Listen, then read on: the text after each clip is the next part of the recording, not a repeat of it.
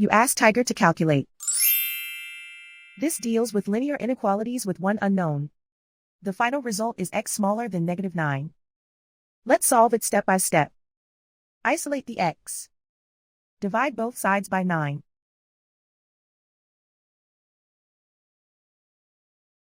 Simplify the fraction.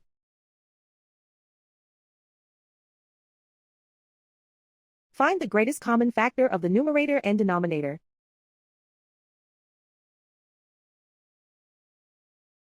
Factor out and cancel the greatest common factor.